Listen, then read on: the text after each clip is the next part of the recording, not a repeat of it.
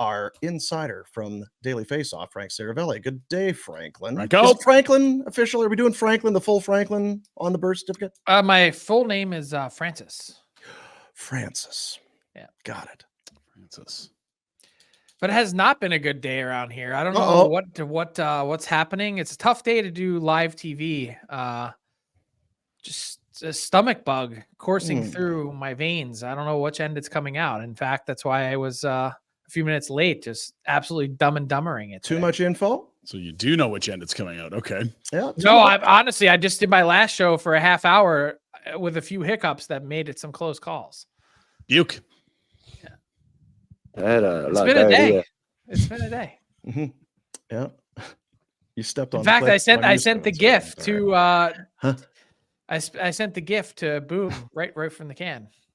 Yeah, you did. It's a lot to get through. You asked. I mean, you said good day, and I said no. That was not. Hey, Frank, how's your hoop? It was good day, Frank.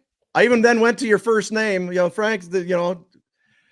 That we're here. I am going to say not my doing. Anyway, we can move on. I would take a 3-week stomach virus though if it meant some weight loss. Oh.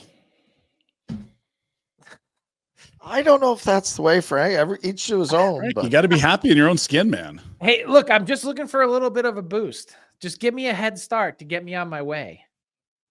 This is going great. 47 pounds over 3 weeks. I would take that. I think it comes back fast. That's maybe a not. lot of weight. Is Boom just disgusted right now? What's he So doing? how about those Avalanche? We were just talking about the never dead, never out of it Colorado Avalanche. Down 4-0 yesterday. They roar back to win it. Dangerous team. To me, the top threat in the West. I'm not going out on a limb saying that, but it's really amazing when you look at the last 6 weeks. They've changed out 30% of their forward core. You take a look at their penalty kill, perfect since the trade deadline. What? And I'm looking at the size that they added in Trennan and Duhaime, and guys that can skate at the same time.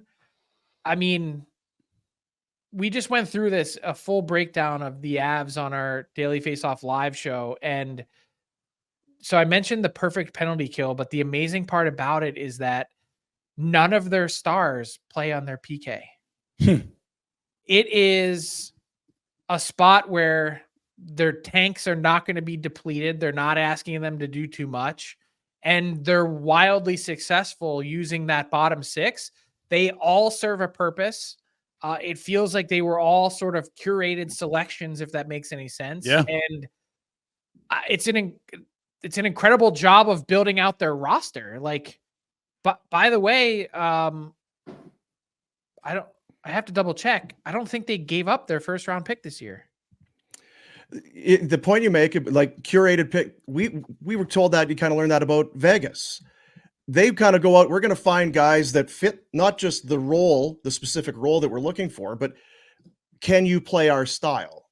Because they've changed head coaches and they play a certain way. And I remember it was a long time ago, but they were talking about Colorado. It's like, can you skate? Can you play this way? Then we'll find a hole for you somewhere within the roster. Because then if you can be an Av, you can play wherever we need you. The Avs are so scary. Yeah. The speed, the ability. How many times are we going to see 3 and 4 goal comebacks in 1 year to let you know that they think that's routine? The power that they have, the size. I don't want to like further alarm anyone, but go look at Cal Ritchie and the job that he's done this year. He might be the best prospect in the league. He's certainly in the top 5. That's how good he is. So that team's only getting better and better, and they still have their first round pick this year. Yeah, they traded their next year's in the Sean Walker deal that also got rid of the Johansson money. And you'd said it last week. They moved a guy that was a top pair guy in Philly under their third pair. That's how good this team is.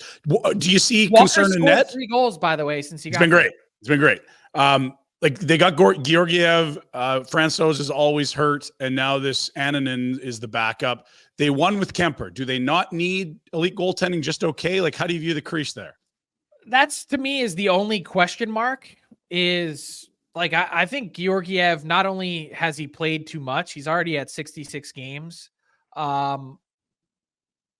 I think when you look at his numbers, they're really pretty pedestrian, below league average, although he leads the league in wins. Ananen has been a bit of a surprise. His numbers at the NHL level this year are significantly better than they've been at the AHL the last couple years. And I know that they had talked about getting Georgiev to play fewer games, but so far to this point, that hasn't happened. He's been on pace for about 68 games all season long. I think that's too many. I'd be real curious to see how that holds up in the postseason, but I think your point is well made in the sense that I was at those games and watched Kemper, and he might have played the worst of any starting goalie to win a cup in as long as I can remember. Yet they had Francouz step in at varying points when Kemper was injured, and they didn't miss a beat. So perhaps maybe when your forward group and defense are that strong, maybe it's not as big of a concern. So what about Dallas? I think we're all on board Colorado. They look, and it's not just the way they do it. It's not just that they do it, it's the way they do it. But it feels like every time we talk about Colorado, you go a little further down, and Dallas, keeping pace with Colorado, gets another win. And they did that yesterday as well. Are we sleeping on the Stars? I'm not. I mean, I had the Stars as my cup pick before the season started, and it's not that I'm wavering from that. It's just I think what I'm watching in Colorado is truly special with that combination of speed and skill and size. Dallas has some elements of that. Their goaltending is actually, to me, a fair question mark. And I know people in Calgary are like, who's questioning Jake Ottinger in the playoffs? But look at his numbers this year, sub 900, and missed a significant chunk of the year due to injury. I really like what Dallas has done. I think the Tanev addition was really smart because it just added an element that they didn't have. And you look at the continued youth movement that they have with, Stankoven coming in 11 points in 14 games, Wyatt Johnson taking another step forward. This year he had 24 goals last year. He's already up to 26. He's potentially, as a 20-year-old, having a 30-30 season, which as a center and winning 50% of your draws is kind of unheard of. So I think the biggest thing for the Avs and or the Stars would be to try and avoid a really difficult first round matchup. Like 1 week ago at this exact period in time, we had the Jets leading the division, and now they've lost 3 straight. And it's sort of changed the dynamic of the bracket because you were originally looking at Avs and Stars in round 1, which is just a steel cage death match. Right. And then now it's Dallas and Winnipeg. Not to say that it's a huge drop off, but I think, to me, in terms of talent and how they play and depth, I think there's a pretty significant difference between Avs and Jets. So for Dallas, not sleeping on them by any stretch of the imagination. We'll get that matchup at one point, you would think, Avs and Stars, although the Jets will have something to say about that. Man, and like 9 wins in a row for Colorado just to get a point ahead of Dallas and a few ahead of Winnipeg. And the reward will be, you get a wild card now instead. And that's the hottest team in the NHL in Nashville, or a Vegas team that's probably going to be a lot healthier. Like, oh man, the West is just tough. It's bananas to think about how this, the way I view it, and I've said this all season, 6 authentic Stanley Cup threats, and 2 of them guaranteed to lose in the first round. Guaranteed. That is carnage. So is it LA and Nashville, the posers for you? Yep. Are you in the group that would like to see it go back to 1 versus 8, 2-7? I don't think it matters. Don't matter. Whether you win, you get through 1 round or not, there's no cupcake in round 2. Think about what we were just talking about. Yeah. The fact that if you're the Avs, instead of getting the Stars in round 1, you get them in round 2. Really, what are we talking about? What's the difference? Well, unless there's an upset, right? Unless you get that first round upset, and then you've got to play. I don't know. I do kind of feel like there maybe isn't enough, especially for those 2-3s, because like you say, you're guaranteed to lose. Such a good team in round one. It feels like maybe there's not enough there for a not for almost nothing, but division like winner. The Preds and Oilers are tied in points, and it's probably out of the realm of possibility, but the Preds are only 5 points back of the Jets. There's something about the Preds. We were talking last week about them. They've got 35 regulation wins. Like, that's more than Edmonton. That's more than Dallas. It's impressive what they've been able to do. Now, it's been a hell of a run, and maybe that's added to it. But how much of the run is we haven't been paying attention? There's more there, and how much it is if it's just one of those things that happens in sport where teams go on a heater. I don't have any way to explain how the Preds have reeled off this many games with points in a row. The Preds don't really either. Because with all due respect to Saros and to Yossi and maybe, you include Philip Forsberg in that category, and he's played really well with Ryan O'Reilly. Like I look at that lineup, and especially for one that kind of, was moving the pieces around at the deadline, like they did move off of some pretty good players in Trennan, sending him, to Colorado, for instance. And that lineup the Saros part is always a concern, but that lineup doesn't scare me if I'm one of those other teams that's, part of the meat wagon in the West. Like, I'm not looking at Nashville saying, oh man, I don't know how we're going to possibly go head to head against this team in the first round. Like, but there is something to be said for, there's certainly something cohesive about what's happening there. They're galvanized, and I just don't know what's tying them all together. Yeah, I think Colton Sissons is your second line center, and you've got a longer point streak than the Oilers had. Like, what the hell's happening here? Like, that makes it more impressive, right? It makes it defy logic, which, I mean, not for nothing, we have that happen in the playoffs every year. Brunette. I mentioned, I think there's some kind of cohesive, tie between coach and player, GM and coach, and GM and players. That has, there were some obstacles this year at varying points that I think they could have, sent their season in the wrong direction. And I don't know, maybe it's canceling a U2 show, which, by the way, has been, a huge joke in their dressing room. Whether it's, we see it every year. There's something weird that happens that, like, last year was the Panthers and Keith Tkachuk going on Toronto radio saying that the Panthers are soft. This year, maybe the Leafs have a 5-game suspension for their top defenseman, and they've been really good since. Like, some things just happen that you can't explain. Rhett talks about it. We talk about it. There'll be something sometimes dumb that galvanizes a group, and then it just becomes your mantra moving forward. St. Louis with Laura Branigan back in the year that they make the run to the cup. Sometimes teams that go on these runs have something stupid, and it's the run is so impressive, it can't be nothing.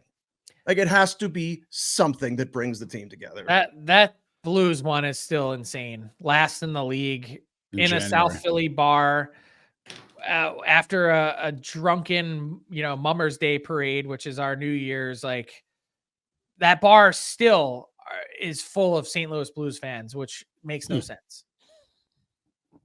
They've converted a few, I bet. That's a hell of a ride they went on there. Yeah. Whew. Yeah. Rhett looks good today, doesn't he? Red shirt. Looks like he's ready to golf. Yeah. The hat matches the shirt. Is he going out for 9 after the show? Well, what he wants to go see you in Philadelphia. He's been talking about this for a couple weeks now. He wants an invite. After you feel better. Okay. Well, I've got some tickets. I don't know. Maybe. You've got some tickets. Just a couple hours away, Frank. Nice bottle of peated whiskey. Is that what you're thinking? Wheat? No. I don't. Yeah, I don't like peated. Peat is the opposite. Wheated. What was the term? Wheated. Wheated whiskey. Yes. There you go. Weed and whiskey. Yeah. Warner Staples. That too. That would be good. Yeah. But here's the thing, though. I get a real sense that Boom just doesn't have a ton of interest in mingling with you. Which is fine because typically he's lame to hang out with. So it's 10 hours a week already. I feel like there's lots of hang time for the fellas. They're so much. Their quota's met every week. Here's the thing. If you get Boom on, like, the eclipse is coming. Have you heard that? The big eclipse? The eclipse coming. And apparently the eclipse in Buffalo is going to be massive. And all the hotels are saying, like, this is like having 10 Bills games because people from all over are coming to Buffalo. What? To blow their eyes out on the eclipse.